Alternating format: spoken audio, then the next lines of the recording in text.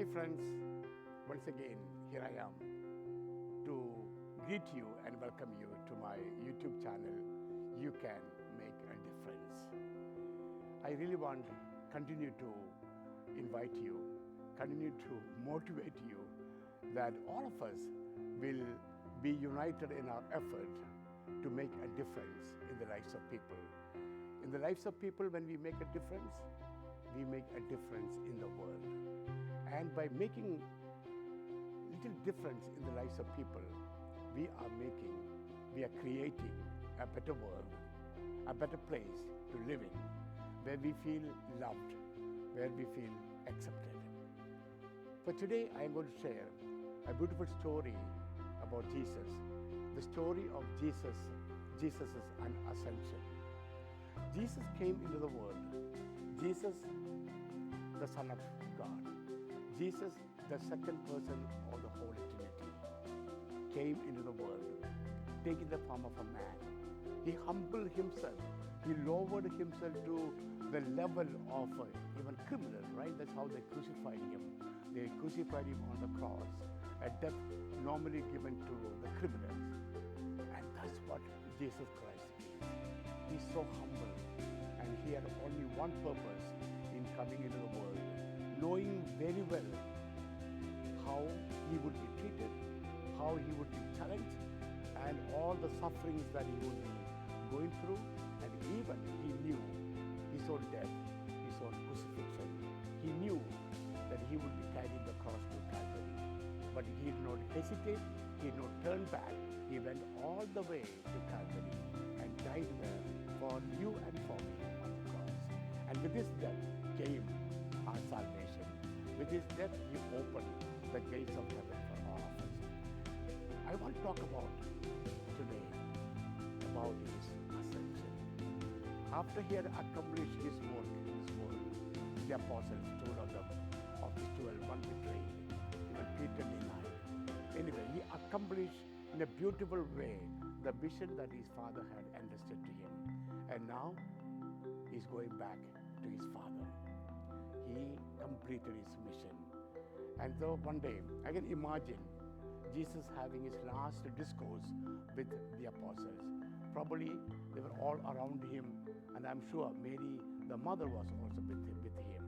And as he was talking to them, he began to ascend.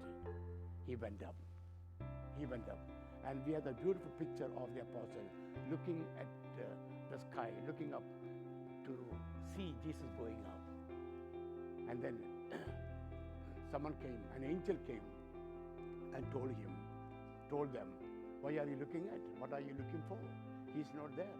He has ascended to his Father.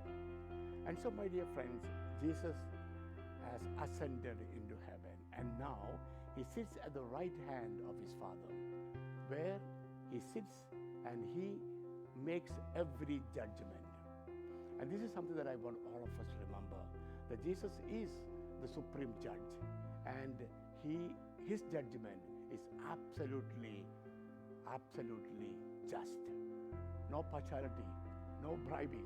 He will make the final judgment. And therefore, each one of us will have to go through that final judgment. And he will judge us depending on or based on our lives here on earth, or the good that we have done. And then he will decide whether we are going to enter into heaven or we are going to enter into our eternal punishment, eternal damnation. And so, my dear brothers and sisters, Jesus is for sure, Jesus is for certain that he is the way, the truth, and the life. I'd like to share, as I normally do, I'd like to share with you a poem that I composed. He is not here, he has risen. Yes, my dear brothers and sisters, as I have always encouraged you to go through the words of my poem. Look at the lyric, look at the line of each line of the poem, and look at those words that speak to you. Look at those words that have a special meaning to you. Maybe those words may be inviting you to a new life, to a conversion. Maybe these lines are inviting you to make a difference in the lives of people. Look at them, ponder over them, meditate on them, and choose whatever words that speak to you, that strike you, and choose them, make them your own. Thank you and God bless.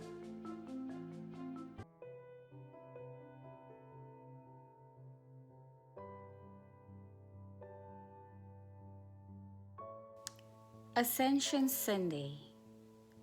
As he blessed them, he left them. The 12 apostles were ordinary men. Among the 12, most of them were fishermen. Many of his teachings they couldn't understand.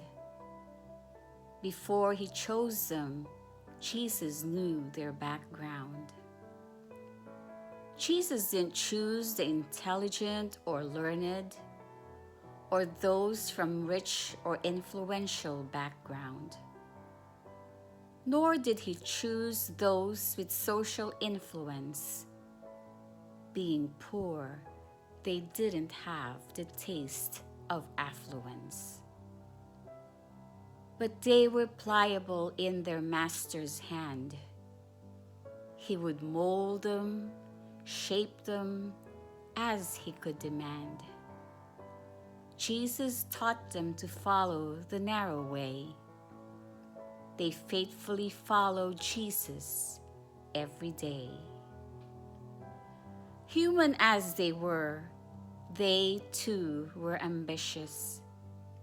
They sought for position and privileges. On Pentecost, they were filled with the Spirit, and then worldly ambitions they would forfeit. Holy Spirit revealed to them all that he taught. Fearlessly to preach the gospel, daily they fought. Jesus would soon ascend to his loving Father. He would leave them with the care of his mother. Jesus took them to Bethany for the last time. These moments with their master were truly sublime. Jesus blessed them before he went to heaven. This man will impact the world like a leaven.